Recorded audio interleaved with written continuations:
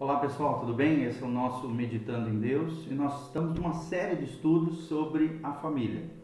E o tema que nós estamos abordando nesse seguinte vídeo é a questão da administração no lar. Tá? Então nós estamos falando sobre gastos, né? Planejamento de gastos e tal.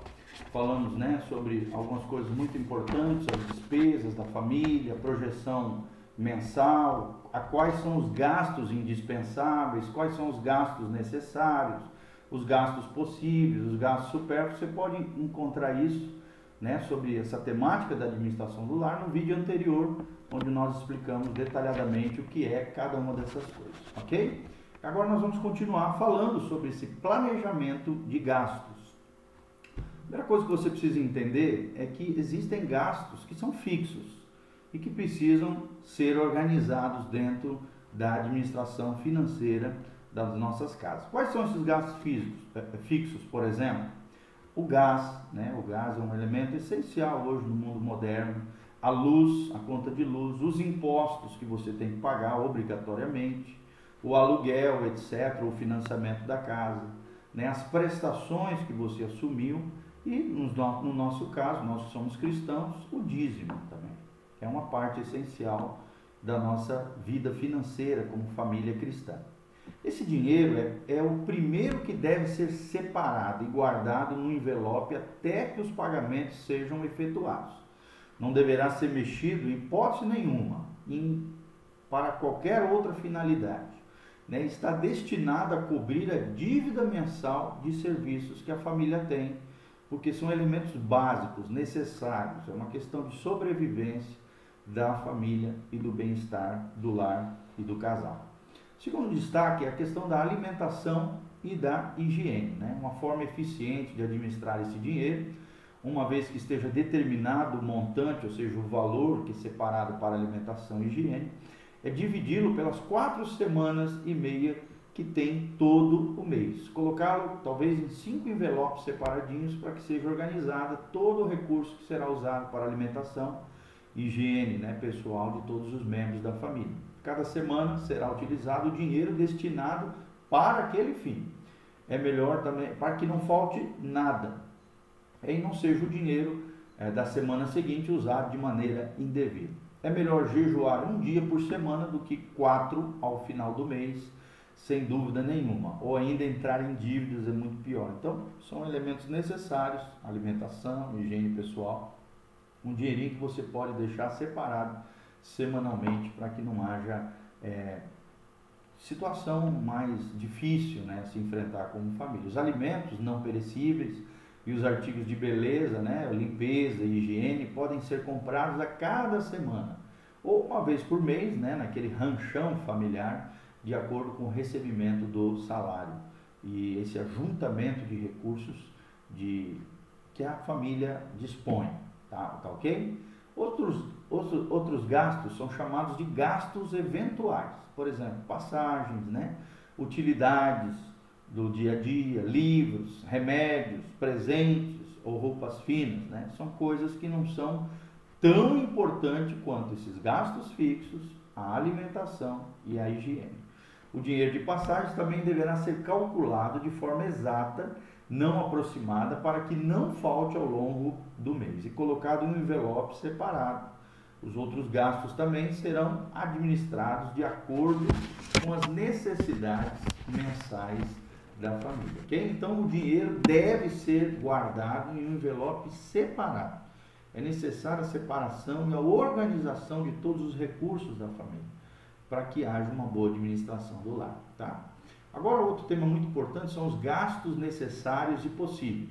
Em relação à roupa, calçados, enfeites para casa, o melhor é planejar com bastante antecedência e ir formatando um fundo de reserva até juntar o necessário para a aquisição daquele bem. O ideal é não entrar em dívidas, evitar cartões de crédito, mas realmente juntar um dinheiro, separar um dinheiro para aquele fim. Não é aconselhável, né, nada adquirido a nível de crédito, a não ser coisas grandes que sejam impossíveis, como financiamento da casa, financiamento de um carro, mas sempre dentro da capacidade de compra e de pagamento da família, né, para que a família tenha paz, tenha maior tranquilidade, né? E não contraia dívidas que poderão ser muito difíceis de saldar futuramente. Para melhorias na casa, aquisição de bens e viagens, é necessário também reunir um dinheiro durante algum tempo até poder encarar aquele gasto. Ou seja, tirar férias, né? Viajar com a família, passear, dinheiro planejado. É necessário planejamento do dinheiro. Em relação aos estudos, né? Por exemplo, os universitários ou outros cursos de desenvolvimento humano, cursos pagos, e empregada, por exemplo, deve-se estimar se existe essa possibilidade mensal de saldar esses compromissos. Se não, evite esse tipo de despesa para a família, tá? Não constitui um ato de fé assumir compromissos que vão além das suas possibilidades, mas é uma audácia, né, que leva a contrair dívidas ou ter que parar repentinamente um projeto que outrora foi empreendido. Então a gente precisa tomar bastante cuidado, porque dívida, no conceito bíblico, é escravidão e deve ser evitada a todo custo. Outra coisa que a Bíblia destaca sobre a administração do lar é sobre servir de fiador para outras pessoas. Isso é algo que pode nos colocar em tremenda enrascada, tá bom? Devemos ser muito cuidadosos e não servir de fiador se não temos condição de assumir a dívida a qual aquela pessoa, né, usou o nosso nome para ser fiador, ou a disposição de fazê-lo realmente, né? Então, evitar a todo custo ser fiador, a Bíblia não recomenda, não aconselha. Devemos sempre ter em mente, ao servirmos de fiador, que a pessoa que respaldamos, mesmo que seja um irmão em Cristo, pode de repente não ter a possibilidade de pagar, e por causa disso uma situação financeira apertada pode surgir na família, doença ou até morte, né? Então, tomar bastante cuidado com isso. Na maioria das vezes, o que não paga não faz por desonestidade, mas porque não pode, às vezes, reunir o dinheiro suficiente. Então, nesse caso, a dívida recai sobre o fiador.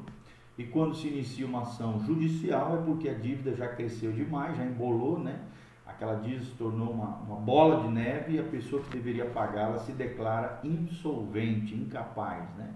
Então, nem o fiador, que corresponde àquele que se torna responsável por aquela dívida, né, com seus bens, às vezes tem condição de pagar. Então, evitar a todo custo, realmente só fazer isso para familiares e para familiares próximos. E se realmente, caso o teu familiar não tenha condição de pagar, você tem a condição de saldar aquela dívida, aquela situação, sem prejudicar a sua casa, a sua família. Então, a situação se produz de repente nessa situação de dívida, situação crônica, e às vezes pode se tornar até insolúvel, né? Muitos perdem, por exemplo, a sua casa, carros, outros bens por causa de se tornarem fiadores. A Bíblia não aconselha sermos fiadores dos outros. Cada um precisa ser responsável dos seus próprios compromissos financeiros.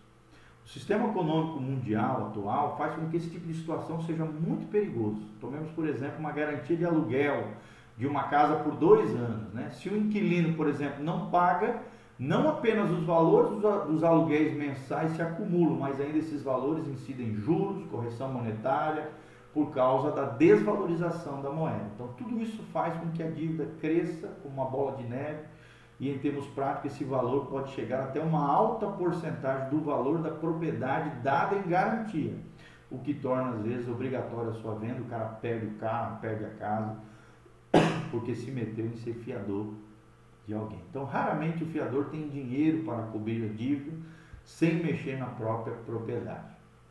A Bíblia diz isso em Provérbios 6, de 1 a 5. Olha só o conselho de Deus sobre ser fiador de outras pessoas. Filho meu, se ficasse por fiador de teu próximo, se te empenhaste por um estranho, estás preso pelas palavras da tua boca.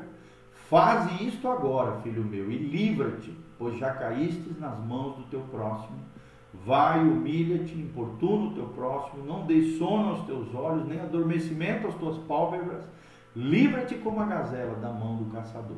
Então é algo que a gente deve se livrar. Se entrar, sair o mais rápido possível e depois não entrar novamente nesse processo de ser fiador. E Provérbios também, 11:15, né? A Bíblia diz: de certo sofrerá prejuízo aquele que fica por fiador do estranho, mas o que aborrece a fiança estará seguro. Então, se você quer ter paz, quer ter segurança, harmonia financeira, boa administração, não se torne fiador de ninguém.